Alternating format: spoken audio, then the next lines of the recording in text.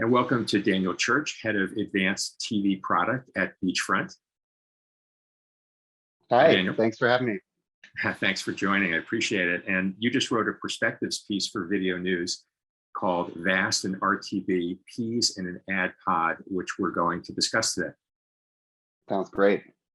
Cool, so let me start with just a very basic question, which is to explain ad pods in connected TV and digital video versus in linear TV. What are the major differences?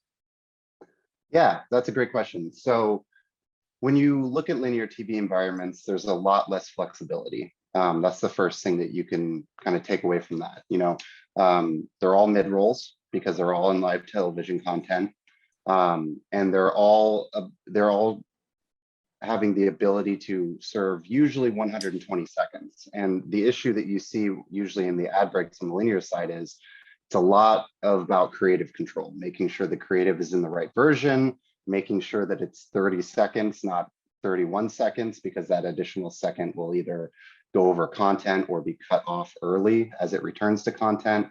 Where ad pods are usually, I say usually, a little bit more flexible. The digital side, usually we're looking at a VOD environment where ad pods can be collapsed, for example, if there's not that advertising there, where breaks on the linear feeds, and advertising needs to show regardless. That time is going to be shown, it's going to be broadcast, and there needs to be an ad there to be displayed.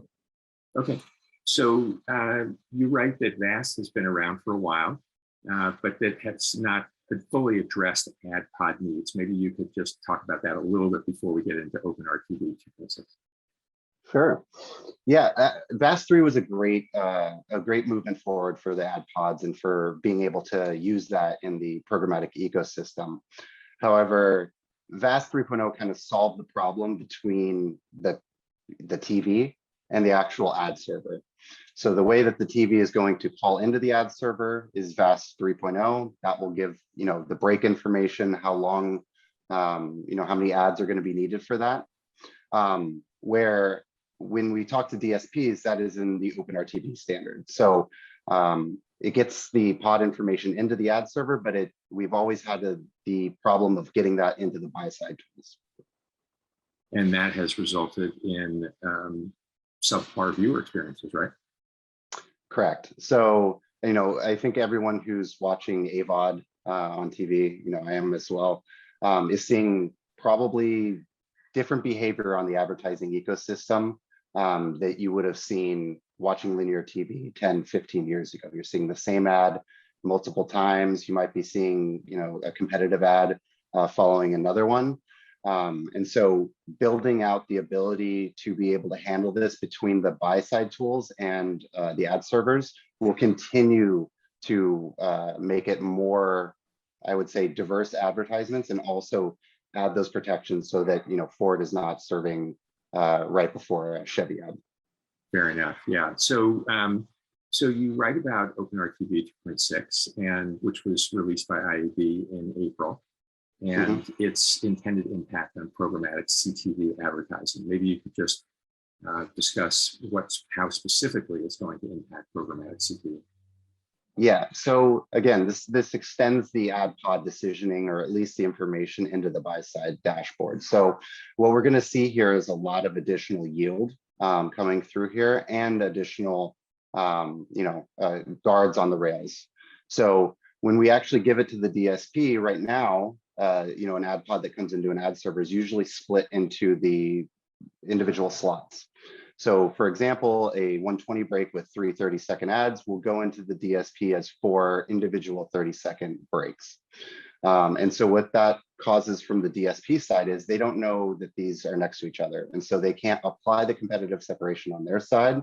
They can't do the deduplication. They're just trying to fill as much ads as possible because they don't understand the relationship between them.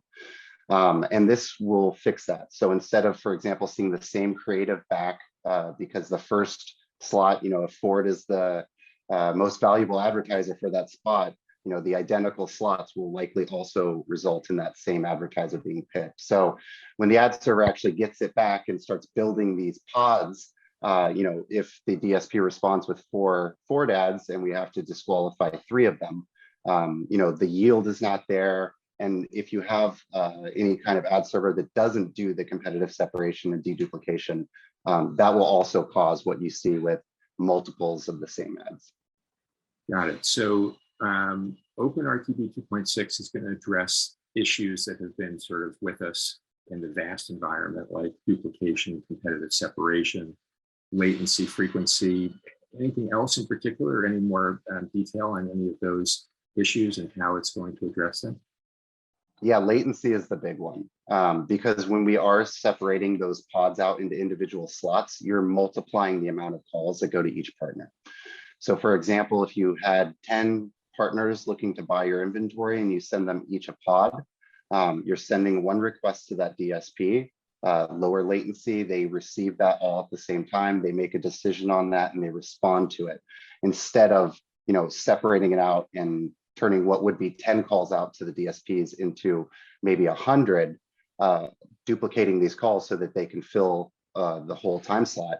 Once that comes back, the ad server needs to parse all of those responses, or the SSP involved as well.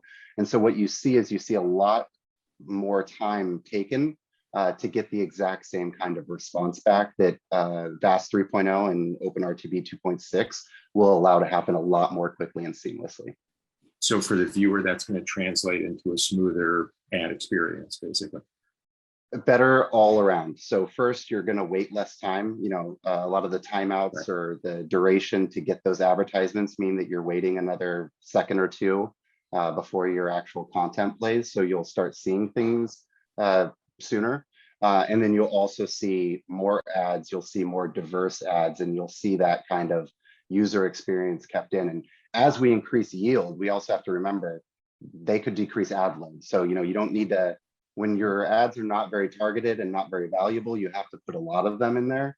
And if we can get the yield up and we can make this all work a lot better between the buy side tools and the supply side tools, we might see ad load come down because they don't need to push as many ads to make the same amount of revenue.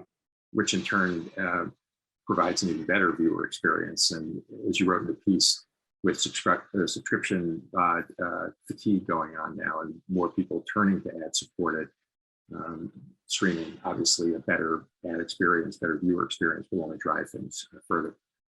Absolutely. Yeah. So you proposed in the piece that the industry rally around openRTB 2.6 to help drive uniform adoption.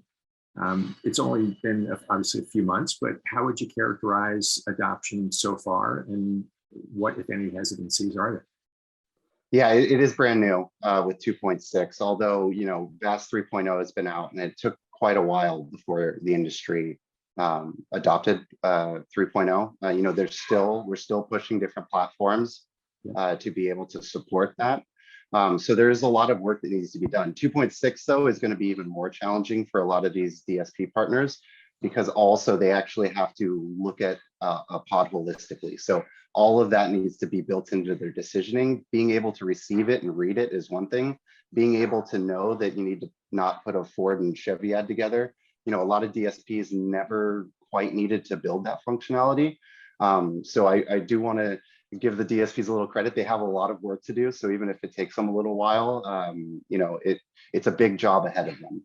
Yeah. So how do you see this unfolding? I mean, months, years, ongoing? Yeah, I mean, yeah, it'll take years, but all told. But I think you'll see a lot of the DSPs and buy side tools, and also on the supply side, adopt this much quicker. So if you're dealing with a lot of CTV like we are, you're going to be first here to actually set up and to receive these pods. So you'll start seeing the movement very quickly, and I think you'll see over the next probably 12 to 18 months, you'll see a lot of the video ad servers and DSPs that aren't as focused on connected TV start building in this functionality as well.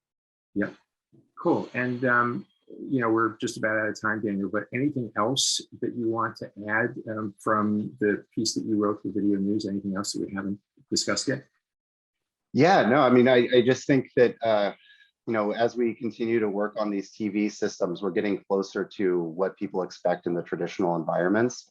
And so each, 2.6 or VAST 3.0, any of these changes that kind of move us towards what has historically been, the idea of TV advertising just gets us closer to that idea of convergence.